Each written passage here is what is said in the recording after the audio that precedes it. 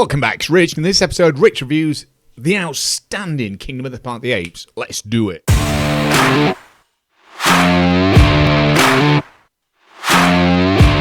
Welcome back to Rich Reviews. So Kingdom of the Planet of the Apes, it's been out for a bit now. Have you seen it yet? What are your thoughts? Leave a comment below, but with that, we'll get straight into this.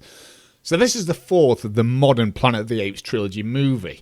And I was a bit surprised when they said that they were going to make this one when it got announced. I kind of thought, another one, really? Do we need that? It kind of finished the last one, War for the Planet of the Apes, with a satisfying conclusion. You had Caesar that passed away, you had that kind of bright kind of sun-rising effect, and his son, and you had that feeling that maybe humans and apes can kind of coexist and live together. It just came to an ending, so it was a bit strange when I heard that they were making this one. And this followed the previous two. We had Rise of the Planet of the Apes and Dawn of the Planet of the Apes as well. They were both great films.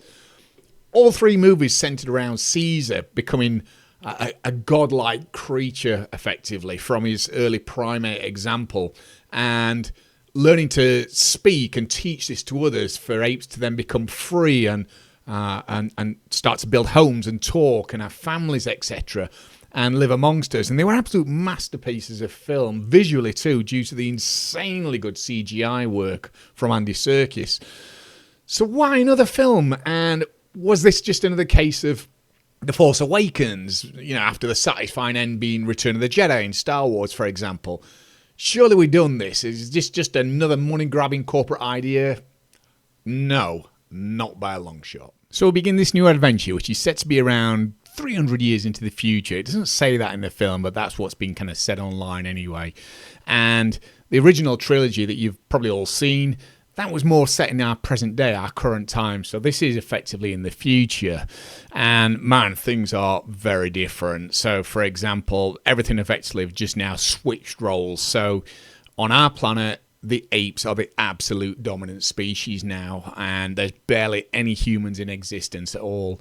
Everything's gone. So buildings, roads, civilization, and so on, to make way for these new clans of apes and tribes working together and building their own earth now, so to speak. Nature's taken over with trees and plants and birds. It's very different to how it used to be, so it's really switched roles.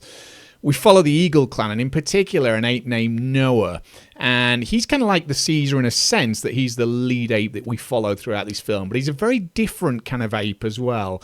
And through one thing or another and a set of circumstances that he causes to happen, things kick into play where their clan is raided, and this is by an opposing clan, and then cue this story thread of the film kicking into action where he goes out on a mission to try and rescue his family and friends that have been taken away.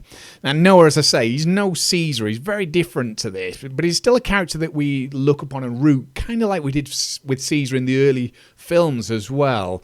He's kind of got a bit of a similar journey in a sense there. Along his journey, he meets other friendly apes and a human girl, as seen in the trailers, and these band together to progress to find the missing clan members. And our crew then comes across Proximus Caesar. He's the leader of an opposing clan who preaches and promotes Caesar's old and ancient ways, because they are old and ancient at this time. This is hundreds of years later. Only the teachings have skewed somewhat over the years, and what Proximus teaches while he presides as some kind of king in his region is most certainly not what Caesar would have offered. Apes together strong, apes shall not kill apes, and that kind of thing, and the fondness for living with humans that Caesar had. This is kind of out of the window with this new guy.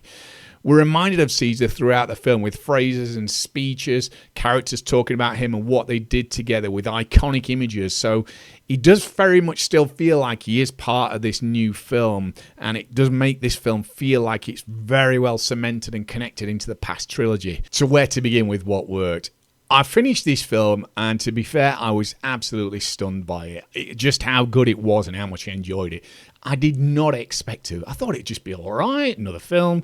Good graphics, and that's it. Forget about it. But man, this was great. It was absolutely fantastic. The journey of Noah from a very timid beginning to a Caesar-like serious leader by the end is fantastic to watch, and it's perfectly written. The arc of how it progresses is lovely. It's told really well, and it's really emotion-packed as well. The performances throughout, they're equally amazing, with Noah being the obvious standout, but also the human girl May, or they call her Nova, for example, who, while having little dialogue in the film, she portrays a character with strength and determination throughout and working every second of her role as an actress. She was really good in this film. We have another selection of key apes too, a bit like you had in the first film, where you get a few kind of sidekick apes that you're familiar with, so such as Raka. He's an orangutan, similar to Morris from the first trilogy as well. He's great to watch and listen to as well, kind of like how you'd listen to Anthony Hopkins telling you a story, that kind of intriguing.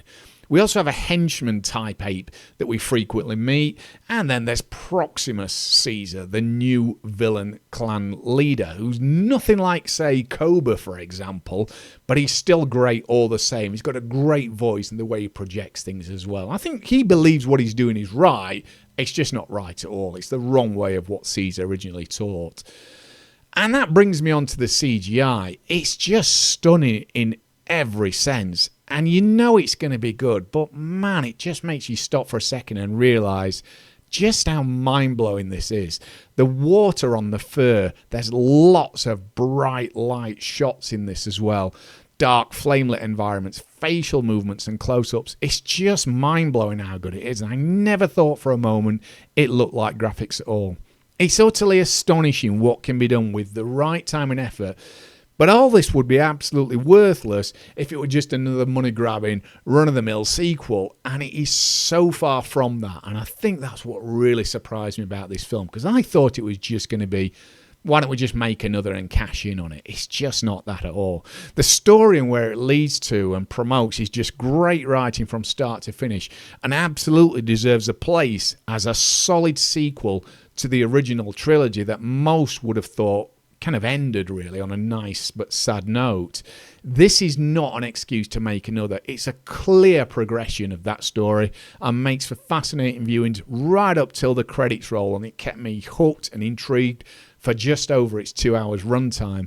It promotes a clear and welcome sequel rather than just being a setup as well for another one, or that feeling of a cliffhanger for the sake of it. It's got bits of that, but this film is just not promoting that. The action too, while limited, is spectacularly shot, and likewise are the quiet moments with solid emotion and heartfelt moments that gel with you as you question the thought yourself, can humans and apes really live together in peace? So before I give my final thoughts today, if you like what you see, please don't forget to check out my other videos.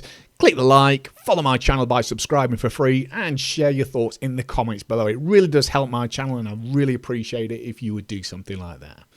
So the final thoughts for me, so if you enjoyed the previous trilogy, and even if you weren't the biggest fan, you will still very much enjoy this. It's just so much better than I could have guessed. A genuine shock feeling that I didn't expect to have, and an absolutely worthy addition and proper story continuation that feels like it's earned and meant to be rather than just a cash-grabbing fourth film. And despite a whole new set of characters that you've kind of aware that you've got to get used to, you suddenly feel right at home and familiar with everyone somehow. It's so well written, crafted and acted. I just can't praise it enough. And by the end of this year, I've got no doubt that this will still sit in my top 5 films of the year. So have you seen Kingdom of the Planet of the Apes? If you have, leave a comment below. But until next time, thanks for watching and keep smiling, peeps.